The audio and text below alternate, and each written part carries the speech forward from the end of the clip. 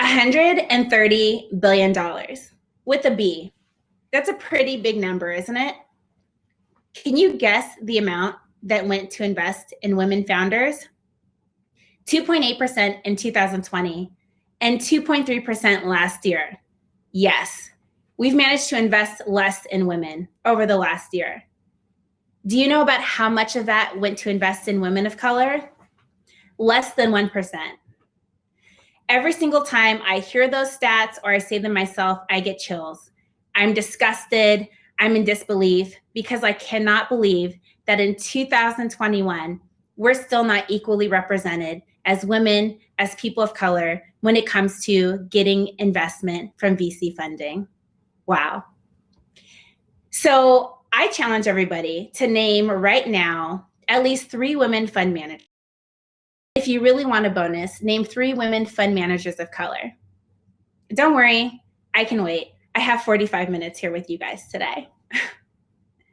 So if you can't come up with a number, it's not your fault. It's because there's about only 2% of women who are leading VCs right now as fund managers and partners. Wow, that's pretty disturbing, isn't it? So last year, a lot happened in the US and really globally. One of the biggest things that we saw here in America that had an impact around the world was the disturbing news, as most of us watched on social media, on the news outlets, or through others, what happened with George Floyd and several others who were murdered. From that, organizations and high net worth individuals around the world pledged hundreds of millions of dollars to invest in the Black and Brown community. But where is the money? Where is that investment? Are we getting that capital? Is that capital going to the right communities? One of the biggest challenges that I've seen as a consultant, working alongside high net worth individuals and working with governments, is that there's a lot of people out there coming up with solutions for communities, but they're not actually going into those communities and asking, what do you need? And on top of that, they're not going to those communities with representation of the people who are part of those communities. There's a huge disconnect here. My name is Alicia Haniff. I'm the founder and managing general partner of the Dear Mama Fund. The Dear Mama Fund is a fund for the culture, by the culture. I'm going to go into what it means to be a part of the culture in a second. But my challenge for everybody is to really find it within yourself, to identify with some of the challenges that I'm going to talk about today, and ask yourself how you can be a part of the solution. I'm going to tell you lots of ways to get involved. One of the major things that we're doing here is rewriting the narrative. And so that when people like me and people like you walk into a room, we know that we are equally represented and we have a fighting chance. So how did I get here? My story is likely different than a lot of people, and I'm really excited to share it with you. It hasn't always been an easy journey for me. After serving 6 years in the US Army and working for government contracting, I found myself in Baltimore, Maryland, working as an agent with the NFL. I really felt like I was at the peak of my career when a major tragedy happened. I got a call from my younger brother one day at a client event, and he said, "Mom is dead." When I asked him what happened, he said she was killed by a partner. And that moment shocked me and changed me for the rest of my life. I immediately left my life behind in Maryland, grabbed my 2 younger daughters, and moved back to LA immediately to get my mother's affairs in order and be there for my family. When I first got back to LA with my brothers, one of the first things I said was, this is going to change us for the rest of our lives. We will never be the same, for better or for worse. But that choice was ours to make. And there's so much power in that. My brothers and I made a pledge that day that we were going to make it our motto to change the world a little to a lot each day, and that we were going to enter professions that could help make the world around us a better place. For me, I saw opportunity in tech because I wholeheartedly believe that technology could change the world. But as a woman, as a military veteran, as a single mother, as a minority, as a non-technical, technical founder, I found myself facing every single hurdle and obstacle that existed. And so I started to look around for people that looked like me, who were succeeding. So I could say, because she's doing it, I can do it too. Or because she did it, I can do that too. Here's the way. But I didn't find that. Luckily for me, I found an organization that was extremely helpful for me as a veteran called Bunker Labs. And that gave me the community that I was so desperately longing for. But what I found was that outside of that community, there were 4 main things that we need to be successful as entrepreneurs. And I didn't have that. And that was access to capital, to resources, to mentorship, and education. So I made it my mission to create an ecosystem in my hometown of LA where people that look like me and you can have access to the resources we need to be the most successful. And then I joined the organization and said, how can we scale this across the country and around the world so that globally people can feel the impact of what it's like to be a part of a community and an ecosystem that gives us what we need. I was speaking on a panel several months ago, and somebody raised his hand and he said, I am Black, I'm a military veteran, and I'm gay. When I walk into a room, it's impossible for me to get funding. How do I do this? And I was really caught off guard by this because I didn't have an answer for him that was easy. And so I said that. I said, there's no easy answer, and this road isn't going to be easy. But the only way for you to get funding and for us to turn this around is to collectively rewrite the narrative so that when that man walks into a room, instead of seeing 3 strikes against him, people are seeing 3 strikes in his favor, 3 advantages. They're going to see somebody who, as a military veteran, has had millions of dollars in leadership training instilled in them and invested in them, and that they're able of leading any team through any obstacle. They're going to see somebody who, as a Black man, has had to face many challenges and overcome them, and who's going to celebrate and recognize diversity because he sees that within himself. And as a gay man, we're going to see somebody who celebrates authenticity and who knows that in order to be on a successful team, we need to be surrounded by people who come from many different backgrounds and many different beliefs. Those are the types of people that I want to invest in, and those are the types of people that this fund will invest in. And I hope that you will do the same. A couple months ago, I was in a major transition as I was coming up with the thesis for this fund. Somebody close to me asked me what my dream was, and I was extremely triggered by this because dreaming is a luxury that most of us don't have. She asked me what my dream is, and I said, you can't just go around asking people their dream. Dreaming is a luxury, and most of us don't have the security and the safety to feel vulnerable enough to dream. And even if we do, we don't have the resources to execute on those dreams. I went to my mother's grave for the first time since we lost her, and I wrote a letter. And I started off that letter with, Dear Mama, I wholeheartedly believe it is my mission and my purpose in life to create an ecosystem where people like me and you feel safe enough and vulnerable enough to dream, and that this ecosystem holds the resources so all of us can have access to our dreams, and also know that whatever we've gone through in life, we are worthy enough of pursuing those dreams. When I walked back to the car, I kept hearing Dear Mama play louder and louder in my head.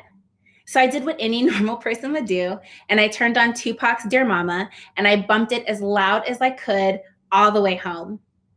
When I pulled into my driveway, I knew that that was something I had to go with.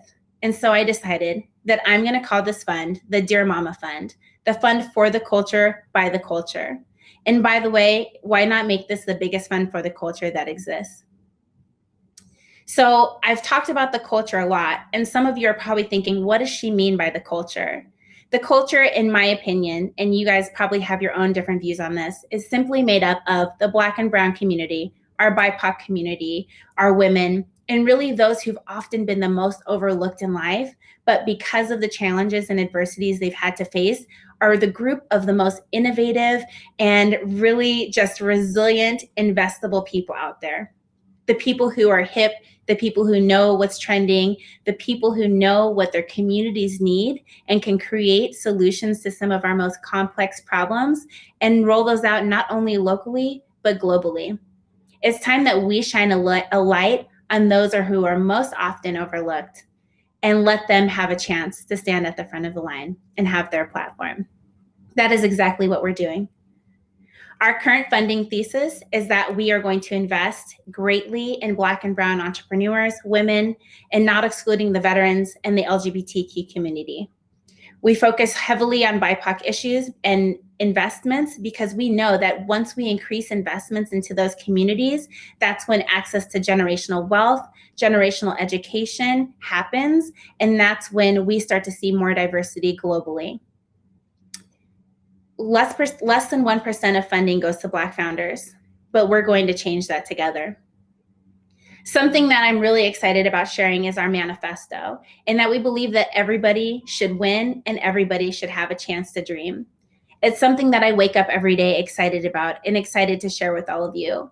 And if this is something that you can get behind, I hope that you'll reach out to me and share your challenges with accomplishing your dreams, or the way that you have found those dreams and the solutions, and share those with us. There's an amazing African proverb that I hold near and dear to my heart called each one teach one. And what that simply means is that if you learn something, it is your obligation to share that skill, that knowledge, that shortcut, that roadmap with those to your left and your right, your neighbors in your community. That's one of our values of the Dear Mama Fund, and something that we hope to bring into our ecosystem. And so one of my calls to action today is, if you have something that you can share with our community, that you would reach out and find a way to bring that into our educational platform. Our platform is highly made around building a community and an ecosystem, which we call the collective, for the underserved, overlooked population. The people that have fought against all odds to be here, and the people who will continue to fight to ensure that others around them won't have to keep doing this for generations to come. One thing that we really want to focus on, and we need your support with, is holding corporate America accountable. It's one thing to say you have $100 million to invest in Black and Brown funders or to invest in women. It's another thing to put your money where your mouth is and actually do that. If you're somebody at a large corporation who has the ability to really make change and write checks to support founders, or you have the opportunity to create board positions for our BIPOC community and women, or to put women and people of color in a position of power and leadership, I hope that you'll do that and take that first simple step of making this world a more diverse place. Our fund goals are that we increase investments into the culture, that we build an ecosystem that stimulates minority and economic growth, and that we hold corporate America accountable, while also creating a global education platform. We know that if we do this for our community will pay it forward, and that we will continue to help others for generations to come. So what are we doing? We're rewriting the narrative. I want some people who are really brave and who are willing to stand up with us to help us flip VC on its head. And that is a really super scary thing to say. And I know it sounds like a really big, audacious goal, but I know that we can do it. Because all we need to do is change the narrative little by little. And before we know it, everybody will be singing a different song. We invest heavily in next-gen leaders solving complex problems. And we safeguard investments through our collective, which is our ecosystem that we've built that includes education, mentorship, capital, and social capital to really help our entrepreneurs be successful. We know that whether you're making an investment as a venture capitalist, as an angel, or as a friend and family in a friends and family round, that's risky and that's scary. And sometimes that fear keeps us from investing in the people we believe in the most.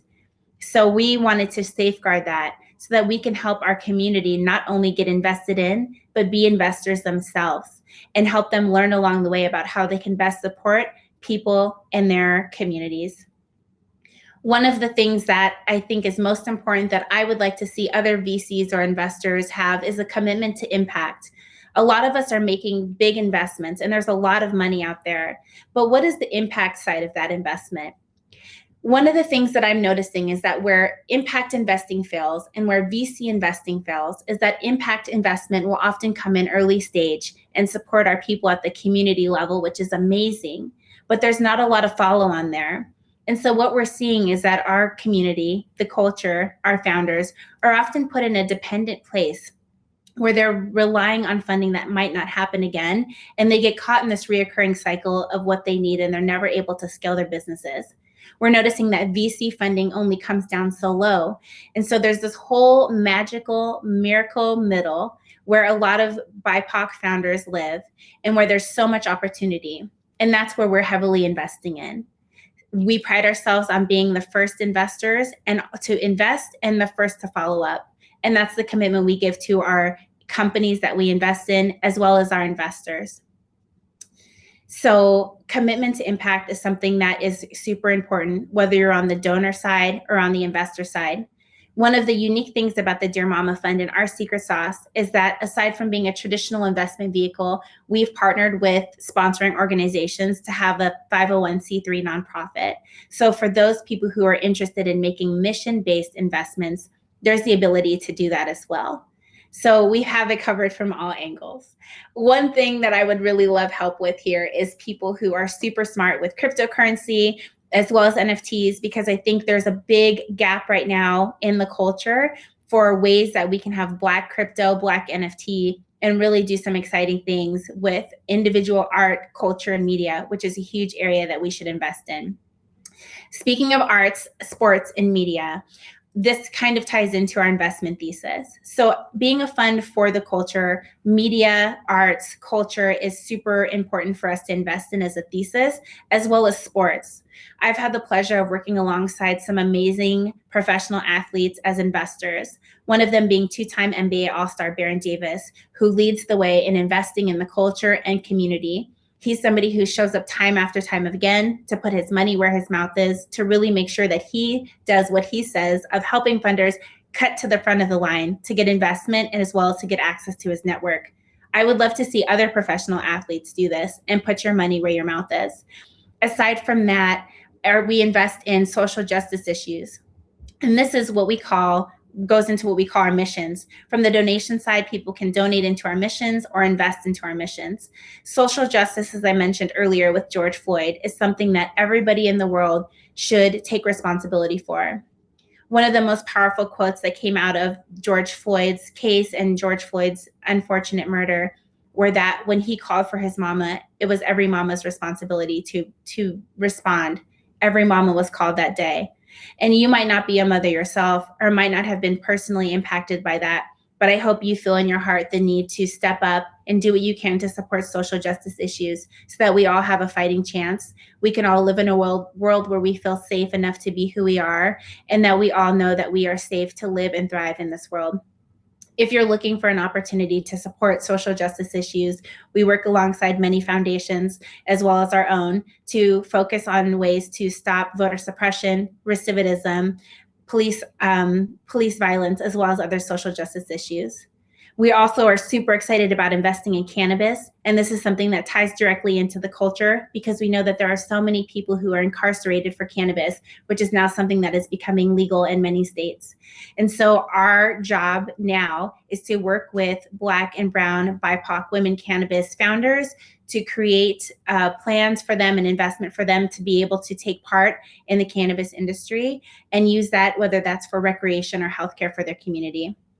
There are several other areas in our investment thesis that I would love to talk to you about, including AI, renewable energy, healthcare, health tech, health real estate, and a ton of other things. With a fund of our size and the goal of raising $1.8 billion, we know that there's a lot of people and communities that we can touch to make impact. And I'm super excited that I can have the opportunity to work with those of you who are listening today. So one of the biggest questions I like to ask entrepreneurs that I've consulted with and mentored over the years is why you and why now? And this is kind of a tricky question. I think that for the Dear Mama Fund, our why now is that this is the perfect time with everything that's going on to support diversity, to support diverse fund managers, and to support a fund that is for the culture by the culture. We have some amazing partners, amazing mentors, and amazing ambassadors that have signed up with us to support the cause and the mission. And we're always looking for people who believe, because we believe that if you want to go far, go. If you want to go fast, go alone. But if you want to go far, go together. And we believe that the stronger our community, the bigger we can build this ecosystem, the more of the impacts we can make, not only in our community here, but globally. One of the last things I want to end with is a quote from Tupac, because I think it's so important for us to think of as humans. But he has this quote where he says, "There's no way that I can pay you back, but my goal is to show you that I understand. You are appreciated." With Dear Mama, our goal is to show communities and to show people that they've worked so hard for so long, that they're seen and that they're appreciated. There's so many things that have gone on in our community and so many crimes that we cannot do justice for in this lifetime. But our plan is to make an impact, to start investing, to start rewriting that narrative. So that way we can start moving the needle towards a better, regenerative, sustainable world where everyone feels safe, included, and equal. Thank you. And I will stay on for questions.